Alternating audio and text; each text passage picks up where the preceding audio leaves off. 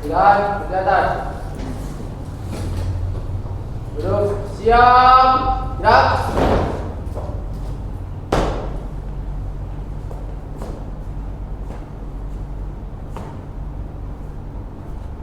Lapor TROB jumlah 25 lengkap. Selanjutnya siap menerima materi perkuliahan. Setelah ini pimpin doa dan kita mulai perkuliahan. Kerjakan. Kerjakan.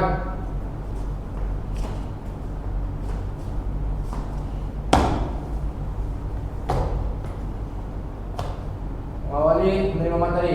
Berdoa mulai.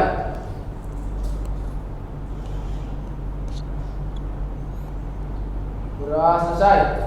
Istirahat di tempat. Gerak. Oke, selamat pagi. Assalamualaikum warahmatullahi wabarakatuh.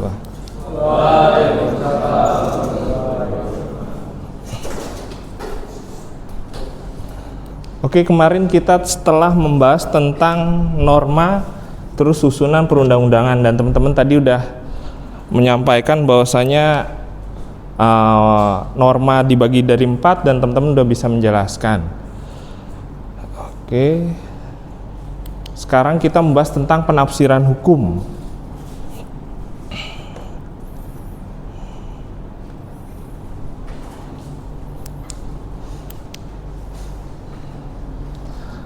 Penafsiran hukum. Saya balik lagi nih ke Amin. Amin mana Amin? Oke, Amin. Amin. Kenapa hukum itu perlu ditafsirkan?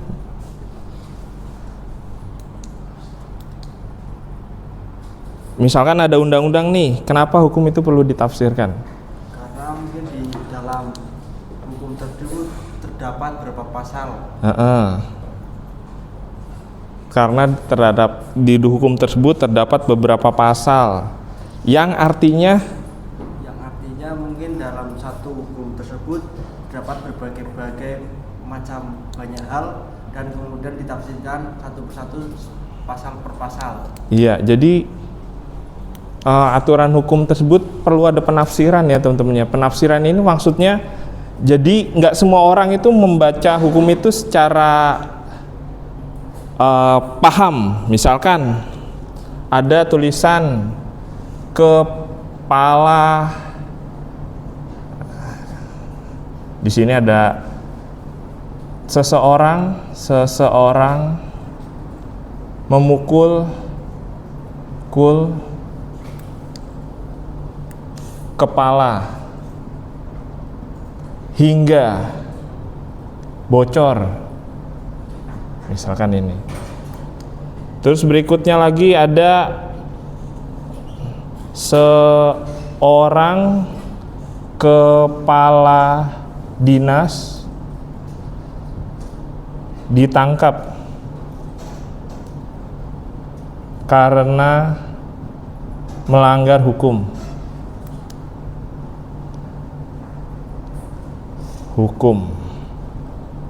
Nah, penafsiran kayak gini kan kita harus tahu. Ini kok sama-sama kepala? Kalau teman-teman pasti udah paham lah ya.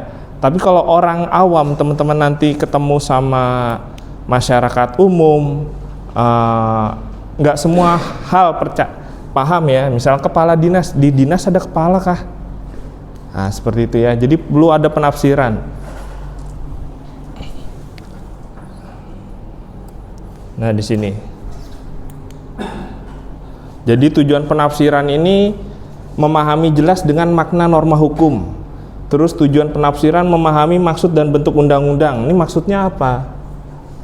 Nah, terus mengisi kekosongan hukum jika diperlukan. Misalkan kayaknya belum ada nih aturan yang mengatur tentang ITE, maka diperlukan penafsiran. Nah, berarti misalkan sebelumnya nggak ada undang-undang ITE ya, anggap aja belum ada undang-undang ITE, perbuatan tidak menyenangkan orang lain itu kan masuk ke KUHP ya, kita undang-undang hukum pidana. Kalau sekarang udah ada detail namanya undang-undang ITE. Dulu kalau belum, dia mengisi kekosongan. Jadi teman-teman ngeledekin orang di media sosial dulu nggak bisa dihukum, tapi bisa dihukum lewat aturan lain. Nah, ini mengisi kekosongan fungsi dari penafsiran hukum. Jadi ditafsirkan pakai aturan yang lain, seperti itu. Agar hukum itu diberikan secara adil ke masyarakat.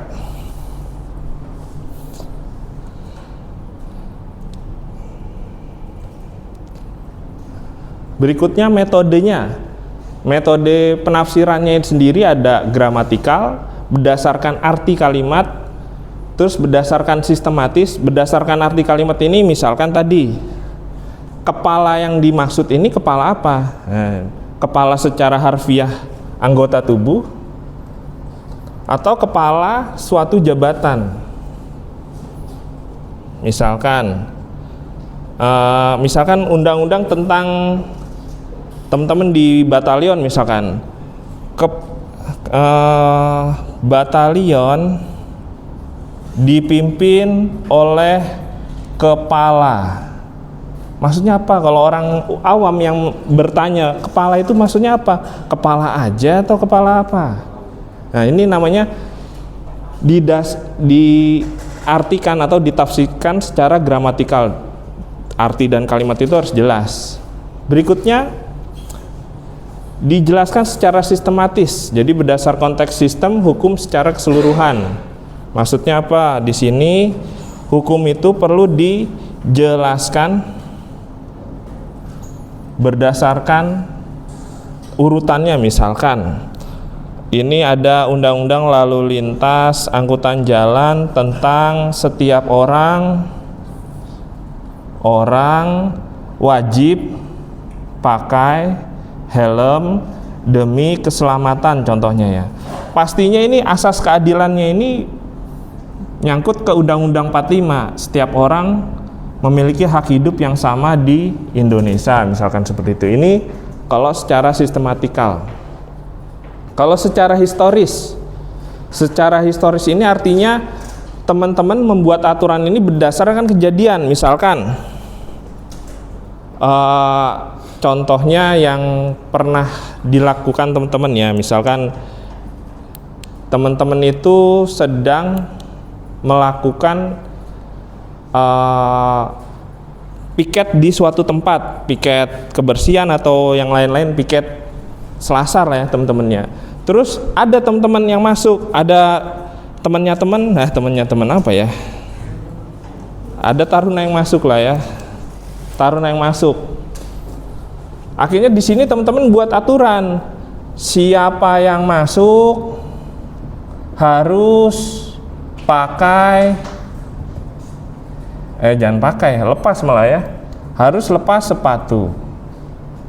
Ini berdasarkan historis. Jadi berdasarkan kejadian ditafsirkan, ini aturan ini dibuat berdasarkan kejadian yang sudah ada. Nah, itu historis. Terus berdasarkan teologis atau sosiologis. Jadi dibandingkan dengan berdasarkan tujuan dari peraturan tersebut. Jadi tujuan peraturan tersebut apa? Misalkan untuk menjaga ketertiban, maka dia buatlah aturan tersebut. Misalkan ada perlunya dibuat aturan di suatu tempat, misalkan budayanya berbeda, maka aturan yang dibuat ini sesuai dengan kondisi sosial yang ada di lapangan. Yang berikutnya komparatif ini dibandingkan dengan sistem negara lain. Misalkan kita di negara kita tuh belum ada aturan tentang, misalkan di Cina ya.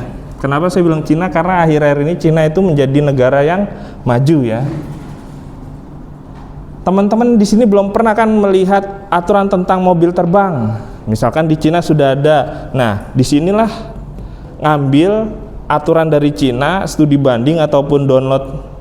Kalau terlalu mahal, download aja aturan di Cina, bahasa Cina diterjemahkan, dijadikan aturan di Indonesia. Inilah metode penafsirannya. Ada 1, 2, 3, 4, 5. Ada 5 metode penafsiran. Jadi teman-teman saya sampaikan ini agar teman-teman paham, agar ada loh aturan itu ada dasarnya dalam penyusunannya dan dalam membacanya, dalam konteksnya, seperti itu. Ada yang ditanyakan? Oke.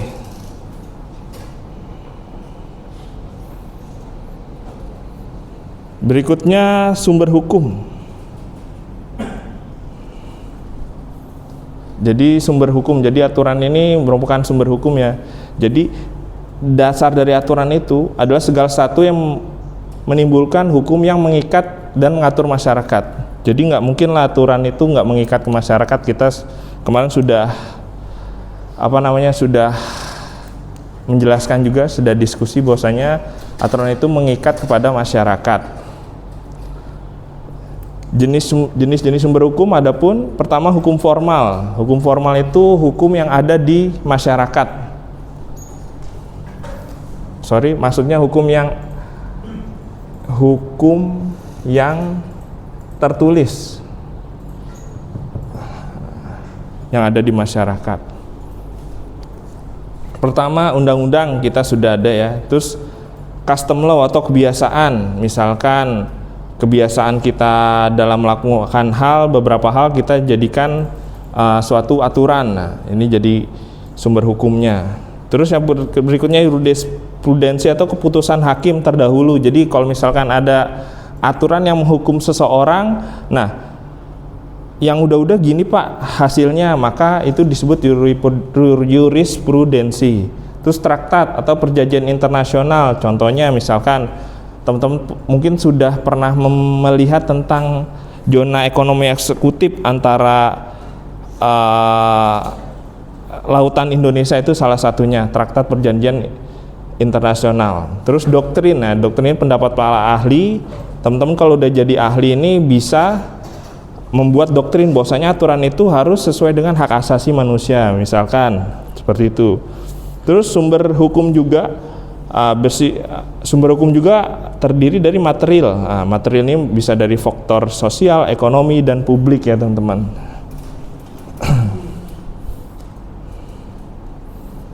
Nah ini contoh peraturan di bidang transportasi. Kita ini Undang-Undang Nomor 22 Tahun 29 tentang lalu lintas angkutan jalan. Di sini terdiri dari kebijakan keselamatan berkendara oleh kepolisian dan sumber formal atau kebiasaan administratif lainnya.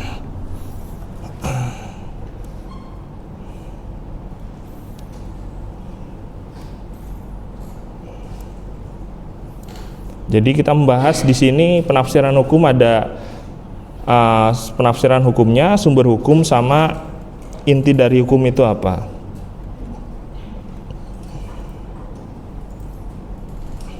Ya, ini yang terakhir. Jadi intinya suatu hukum itu adalah nilai dasar atau esensi yang terkandung dalam peraturan tersebut. Jadi yang pertama itu ada keadilan teman-teman ya. Setiap orang itu hukum ini fungsinya adalah keadilan. Selain keadilan, terus kepastian hukum. Jadi kalau orang bersalah pastinya akan dihukum. Nah, itu ada kepastian hukum. Jadi kalau melanggar maka ada yang dihukum. Nah, itu. Terus kemanfaatan, jadi dengan adanya hukum ini diharapkan bermanfaat bagi kehidupan masyarakat di sekitarnya.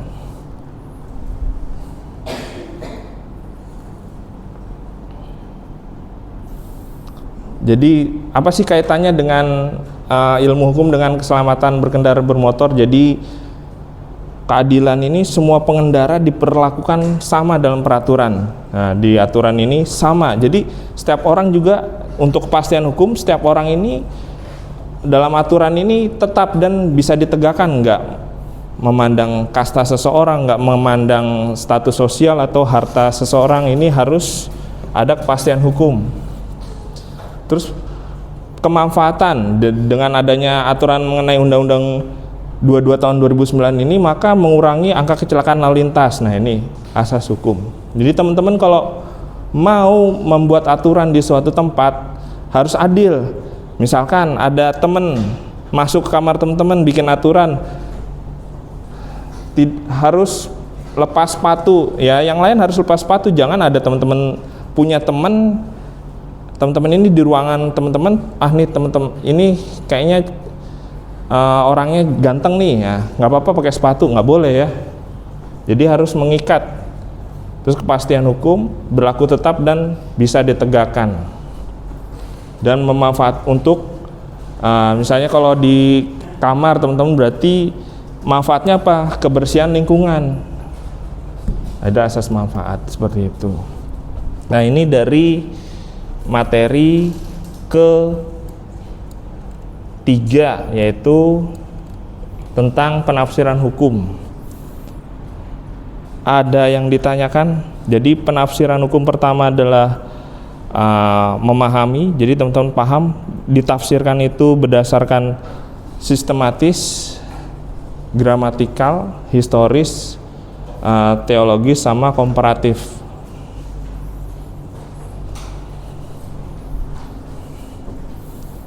Jadi dalam penafsiran hukum itu harus jelas, harus mengerti. Terus sumber-sumber hukum ini pertama dari undang-undang. Dasar dibentuknya hukum itu dari undang-undang, kebiasaan yang dijadikan hukum, atau putusan hakim terdahulu dijadikan hukum, perjanjian antar internasional itu dijadikan dasar hukum, atau doktrin para ahli doktrin. Ini kayak teman-teman misalkan nulis sesuatu masuk jurnal dan bermanfaat pada orang lain tadi ya, banyak manfaatnya, maka pendapat teman-teman ini akan dijadikan sumber rujukan hukum. Adapun sumber materinya ini mulai dari kondisi ekonomi, sosial, politik. Nah, ini bisa jadi sumber dari pembuatan dari hukum tersebut. Untuk contohnya ini adalah Undang-Undang 22 ya teman-teman. Misalkan nanti ada aturan lagi tentang mobil terbang dan lain-lain, nanti undang-undang ini akan diperbarui menurut sosial, ekonomi, politik, dan teknologi seharusnya ada ini. Sampai di sini ada yang ditanyakan? Kok enggak saya tanya? Oke.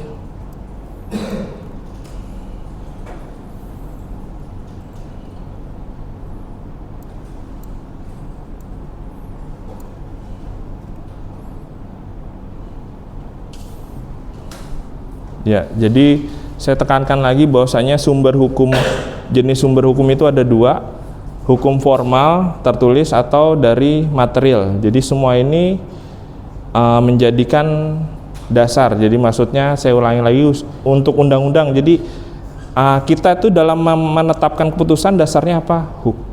Undang-undang misalkan. Sumber hukum material. Jadi membuat undang-undang berdasarkan fenomena sosial, ekonomi, politik. Seperti itu. Contoh politik, ini waktu zaman Orde Baru teman-teman ngerasain enggak? Enggak ya? Tapi pernah dengar cerita Orde Baru? Petrus? Nah itu, ini pada saat Orde Baru ada yang namanya penindakan tanpa pengadilan, ada ekonomi, ada juga. Jadi ada dua faktor yang mendasari pembentukan hukum, sumber hukum formal dan hukum material. Material itu kondisi yang ada di lapangan. Kalau ini sumber tertulis. Jadi bedanya sumber hukum formal itu adalah tertulis, sumber hukum material itu adalah kejadian yang ada di lapangan. Untuk sumber hukum,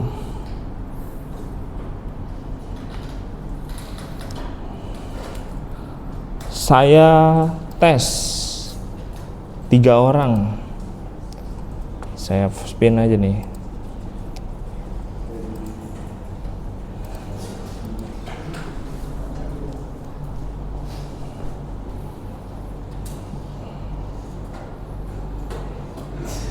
Muhammad Harun Yahya. Mana Muhammad Harun Yahya? Oke. Muhammad Harun Yahya. Sumber hukum formal sama material, perbedaannya apa? Kalau normal, normal itu lebih ke yang ini Pak, kayak hukumnya yang jelas gitu Pak. Kalau yang material itu bisa dari pencocokan atau dari yang lama-lama. Oke. Belum puas ya. Berikutnya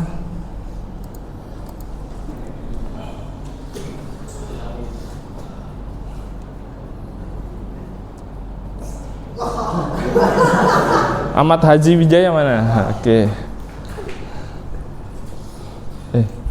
Ahmad Haji Wijaya. Bedanya hukum formil sama hukum material dalam sumbernya. Oke, silakan. Hukum formal, Hukum formil, sumber hukum formil sama sumber hukum material. kalau formal itu lebih ke ucapan, kalau material lebih denda sih Pak. Oke, makasih Ahmad Haji Wijaya, tapi saya belum terpuaskan.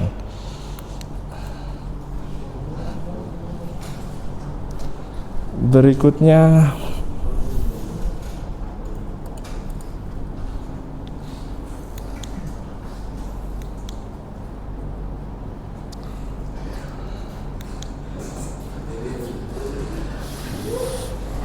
Fandin Ratu Sabrina PA. PA-nya apa nih?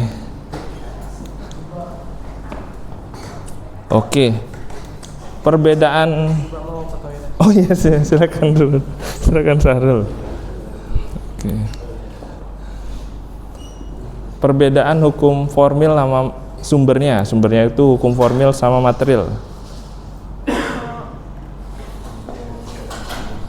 Hukum formil itu kayak seperti perundang-undangan. Iya. Hukum material itu seperti nilai keadilan, adat istiadat, dan faktor sosial. Oke, cocok. Makasih Ratu, saya udah nggak tanya lagi. Saya balik lagi ke pojok. Nah, dengar nggak tadi? Tadi Fandin udah ngomong apa perbedaan hukum formil sama material. Hukum formil itu hukum yang mengacu pada prosedur, tata cara, serta mekanisme pelaksanaan hukum. Sedangkan hukum material adalah berhubungan dengan substitusi atau isi dari hukum itu sendiri. Oke, bisa. Tadi satu lagi siapa yang saya tanya ya? Safik, Mas Safik yang tadi. Depan ya. Hukum formil sama material. Untuk hukum formal itu mencakup untuk hukum material sendiri. Sedangkan hukum material itu lebih ke hukum yang menyangkut tentang hak, kewajiban atau substansi itu sendiri. Oke, masuk ya. Itu berdasarkan ini. Kalau berdasarkan hukum, berdasarkan aturannya, berdasarkan sumbernya. Jadi kalau teman-teman buat aturan, untuk membuatnya ada dua, ada jenis hukumnya formil sama material. Jadi pembuatan hukumnya itu ada dua ya. Pertama dari undang-undang, terus kebiasaan, jurisprudensi, doktrin. Untuk yang material ini dari faktor sosial. Jadi teman-teman misalkan ada kejadian sosial apapun, terus teman-teman buatlah aturan. Ini berarti sumbernya dari sosial. Terus ada kejadian ekonomi krismon, teman-teman buat aturan. Nah, berarti berdasarkan hukum material. Kejadian politik, kudeta dan lain-lain, teman-teman buat materi, buat hukum. Nah, berarti berdasarkan material. Tapi kalau merujuk dari sini, di suatu teman-teman di daerah misalkan ya, di daerah belum ada aturan tentang undang-undang lalu lintas angkutan jalan, teman-teman buat dari sini bisa. Jadi bedanya formil sama jenis sumbernya ya, berdasarkan ibaratnya udah ada referensi sebelumnya, yang ini adalah berdasarkan kondisi lapangan.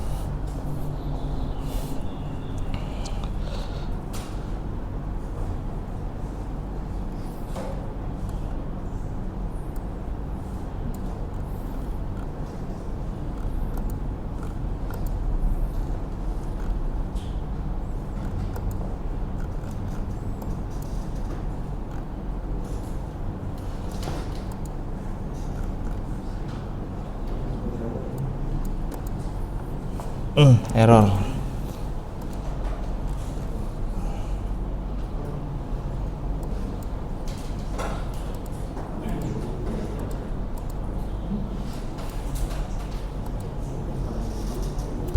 Ada yang ditanyakan, teman-teman?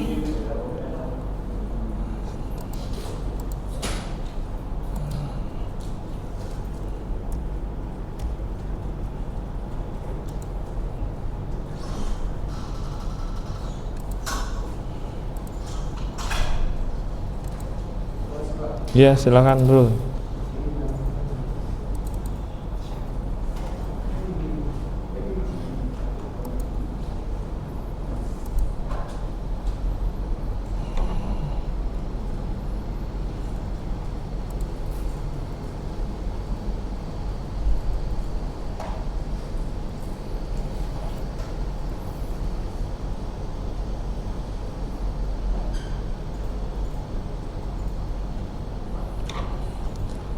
Jadi diharapkan teman-teman bisa nanti ada buat tugas individu lagi, terus jelaskan perbedaan antara hukum formil dan material. Ini tugasnya ya teman-teman ya. Carilah contoh kasus lalu lintas, lalu tafsirkan dengan untuk menanganinya. Contoh misalkan kecelakaan di depan. Jadi contoh kasus yang udah ada ya teman-teman ya. Contoh misalkan ada kecelakaan di depan dan ternyata damai misalkan ya. Itu masuknya ke formil apa? Material.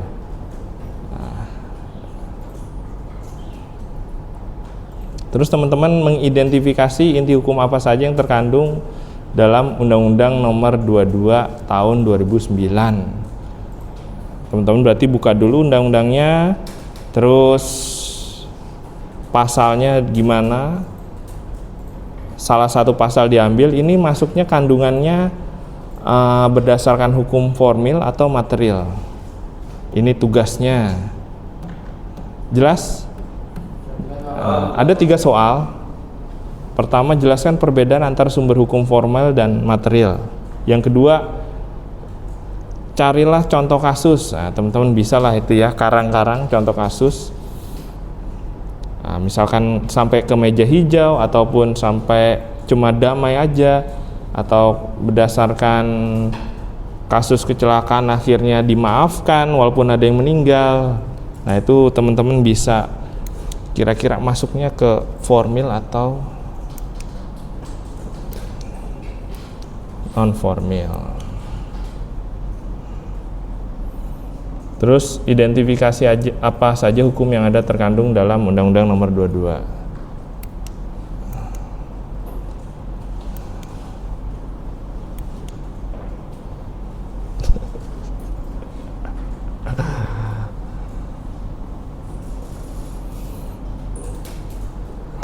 Ada yang ditanyakan sampai sini?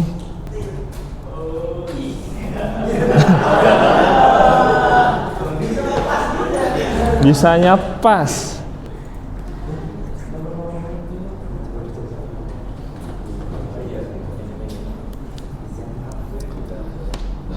Baik teman-teman, kalau nggak ada pertanyaan kita tutup pertemuan kita pada hari ini, penafsiran tentang hukum ya.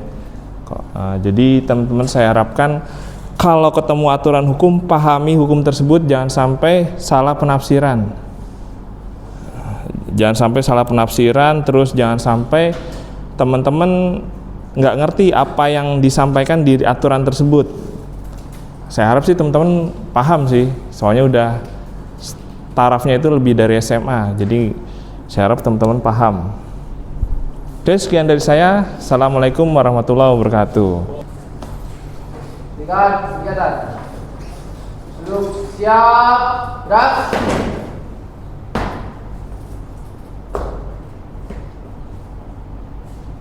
Menerima materi telah dilaksanakan. Laporan selesai. Terima kasih. Setelah ini pimpin doa dan bubarkan. Kerjakan. Kerjakan.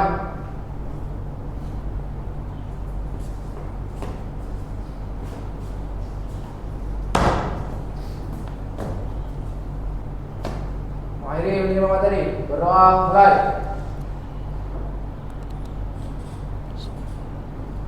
Berdoa selesai. Istirahat di tempat. Gerak. Oke, terima kasih. Assalamualaikum warahmatullahi wabarakatuh.